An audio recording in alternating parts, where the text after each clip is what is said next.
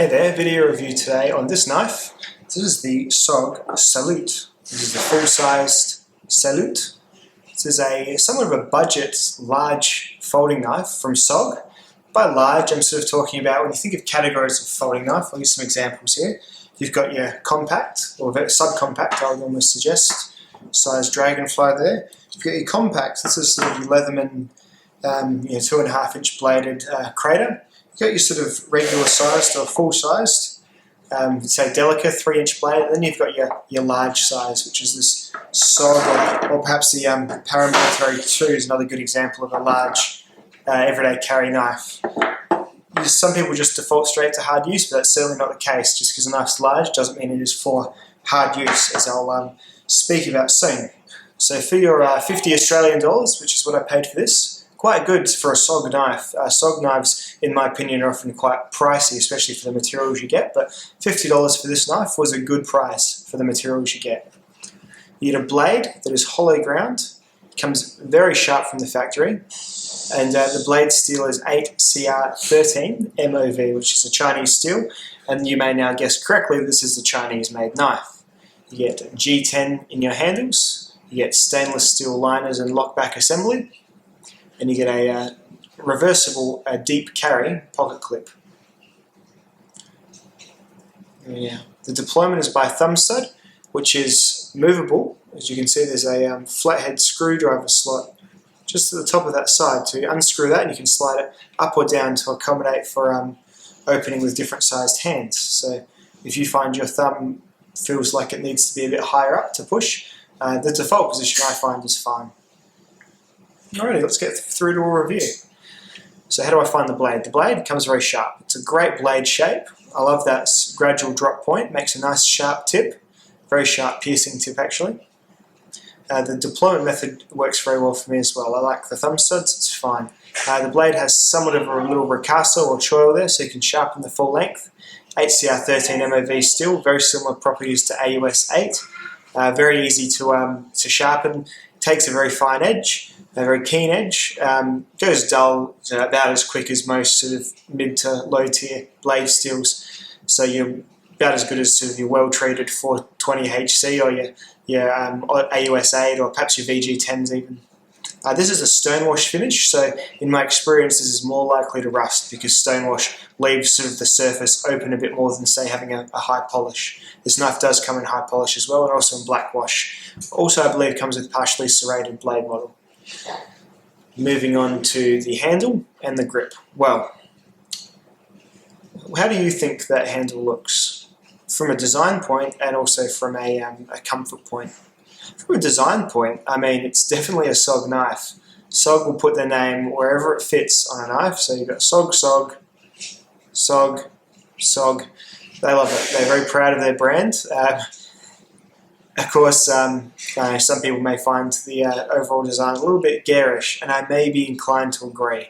I'm not sure. I don't mind having just this knife, but I certainly wouldn't want too many knives that look like this. It's nice for diversion, but that's fairly busy. You've got your fairly unfunctional grooves here. You've got your indented logo there. You've got this metal bit that comes out here. I mean, I know this knife's probably ideally, somewhat combat application. So I guess you've got something of a, it's I guess a lanyard loop for very thin lanyard. Plus, I guess a blunt impact device maybe. But yeah, it's about as comfortable as it looks, which in my opinion is not very, and truly enough, it is not very comfortable. There is just jimping all over this thing. Some of it mild, like that's mild jimping there on the spine, at the rear. Got some mild jimping in there, which does aid in grip with a naked hand. Some very, very mild jimping on the back there. But then you've got some incredibly intense jimping there. How does the knife perform?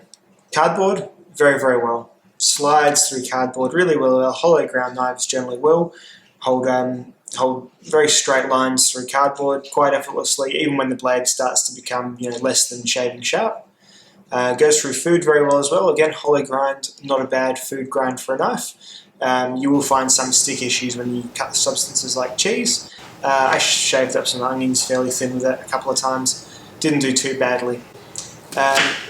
Ironically enough, it's when you put this knife into hard use that you'll find all these handle frivolities will start to really bite your hands. You've got a really intense, my child singing in the background, you've got a really intense jimping there.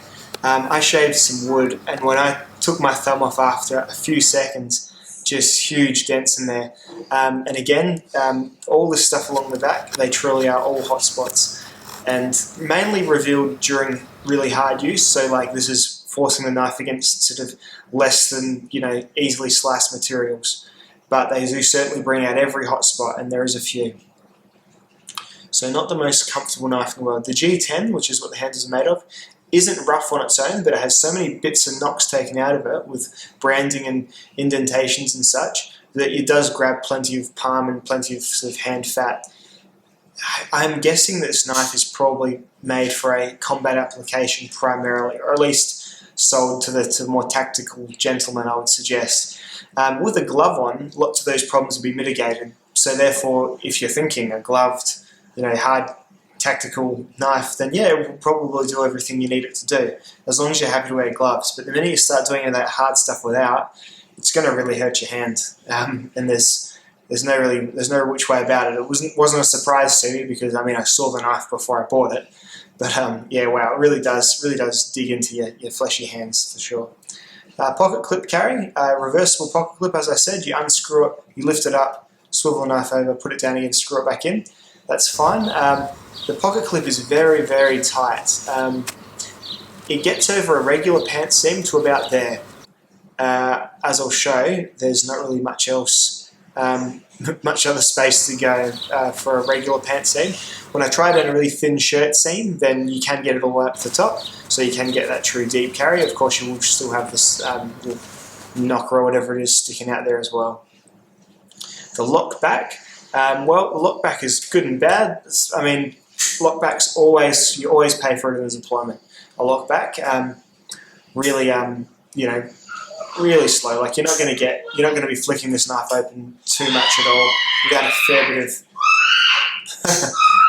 Sorry about my boy there. Without a fair bit of flick of the wrist.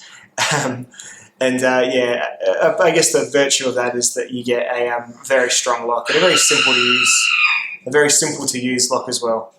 He's not getting killed, I promise you. He's just playing with his bath toys. So yeah, lock back, somewhat cumbersome, but I guess one of the stronger locks going as well. So overall, the SOG Tsunami, well, for $50, it's not terrible. Considering you get a Leatherman Crater C33 for about $50, which is a much more carryable and I'd suggest eminently more useful knife. More simple to use, more fun to play with, and just that weight. The SOG is 137 grams. The Leatherman is 72 grams. The Paramilitary 2 is 111 grams.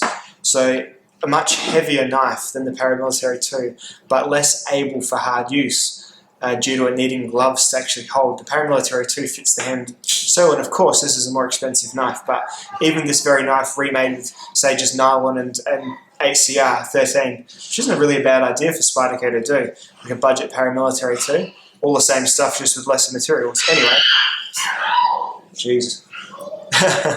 Yeah, it's certainly much more comfortable in all aspects. So the SOG Salute, what do you think? I think it's a passable attempt at a large folding knife, but just those comfort issues, you may as well get the smaller one, because why get a large knife that you're not going to be able to use really heavily on the spur of the moment sort of thing, rather than having to go out and grab some gardening gloves first, That's my 2 cents on the SOG Salute. Thanks so much for watching, dudes. I'll see you later.